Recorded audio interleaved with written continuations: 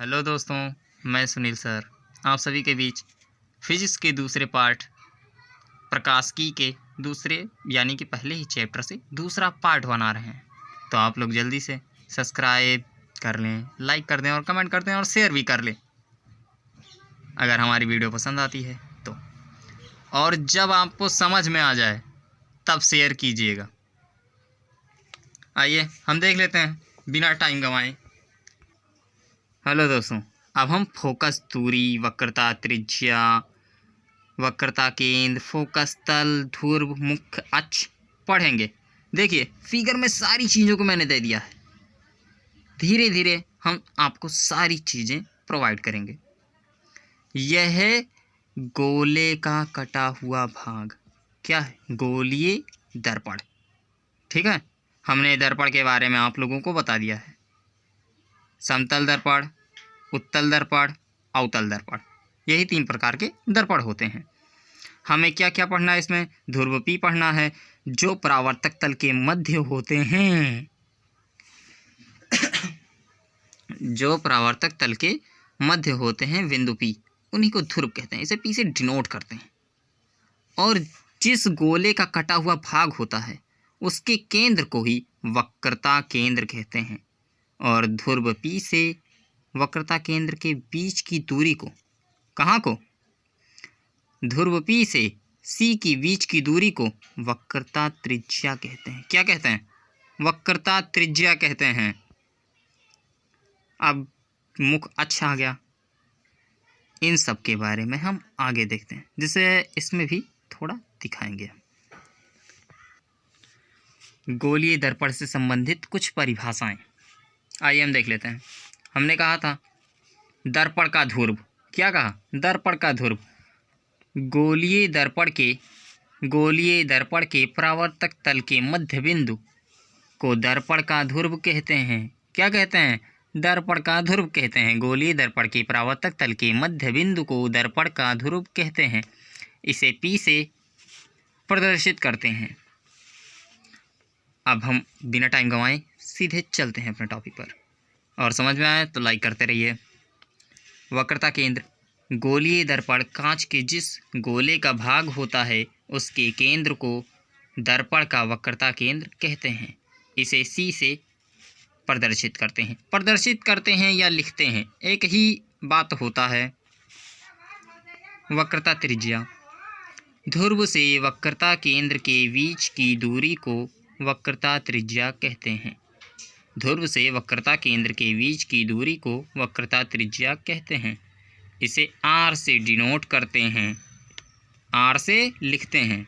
अवतल दर्पण की वक्रता त्रिज्या ऋणात्मक व उत्तल दर्पण की वक्रता त्रिज्या धनात्मक होती है। थोड़ा मुस्कुराओ। मुख्य अक्ष। दर्पण का ध्रुव व वक्रता केंद्र को मिलाने वाली सरल रेखा को मुख्य अक्ष कहलाती है। क्या कहलाती है? मुख्य अक्ष कहलाती है। जैसे हमने बताया था अभी आपको, ऐसे ही देखो, ये पी बताया था, यहाँ पर हमने सी बताया था, वक्रता केंद्र। तो इसके बीच की दूरी को जो मिलाने वाली सरल रेखा होती है उसी को मुख्य अक्ष बोलते हैं। फोकस, मुख्य फोकस। इसको भैया ध्यान से समझो थोड़ा, ठीक है? थोड़ा सा ध्यान से समझो। गोलीय दर्पण के मुख्य अक्ष के समांतर, कहाँ? गोलीय दर्पण के मुख्य अक्ष के समांतर चलने वाली किरणें परावर्तन के बाद जिस बिंदु पर मिलती हैं या मिलती हुई प्रतीत होती हैं। देखो मिलती हैं कौन से दर्पण में? उत्तल दर्पण में। अवतल दर्पण में क्या होता है? मिलती हुई प्रतीत होती हैं। ये डिनोट कर लीजिए आप लोग। बिंदु को वह दर्पण का मुख्य फोकस कहते हैं। एक बार फिर से हम दोहरा देते हैं। गोलीय दर्पण के मुख्य अक्ष के समांतर चलने वाली प्रकाश किरण दर्पण से परावर्तन के बाद मुख्य अक्ष के जिस बिंदु पर मिलती हैं या मिलती हुई प्रतीत होती हैं उस बिंदु को दर्पण का मुख्य फोकस कहते हैं। देखो भैया, हमने मुख्य फोकस बताया ना, देखो उसका चित्र है ये। गोलीय दर्पण के मुख्य अक्ष के समांतर, देखो मुख्य अक्ष के समांतर चल रही है, ये मुख्य अक्ष है, इसके समांतर चल रही है।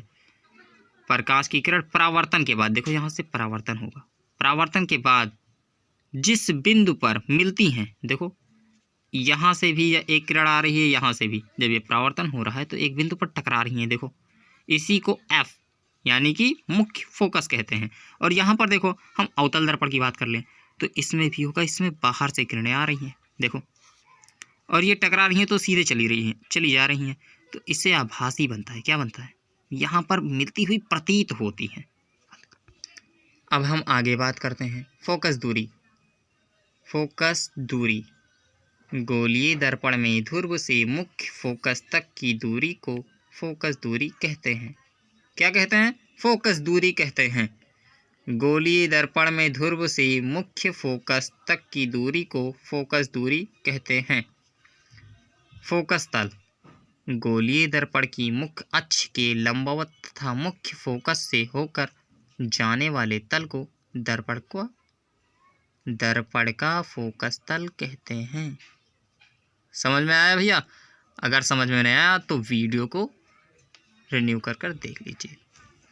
गोलीय दर्पण की मुख्य अक्ष के लंबवत तथा मुख्य फोकस से होकर जाने वाले तल को दर्पण का फोकस तल कहते हैं। अब इसमें एक संबंध पूछता है, वो बाई चांस किसी ने पूछ लिया या फिर इस पर न्यूमेरिकल भी आता है। गोलीय दर्पण की वक्रता त्रिज्या तथा फोकस दूरी में संबंध, ये चीज़ पूछता है। तो यहाँ पर फोकस दूरी, वक्रता त्रिज्या, फोकस दूरी जो होती है वो वक्रता त्रिज्या के आधी होती है, या r बराबर 2f कर सकते हैं। देखो जैसे यहाँ पर कोई चीज़ भाग में है तो वहाँ दूसरी साइड में जाकर गुणे में हो जाता है, तो यहाँ पर r बराबर 2f।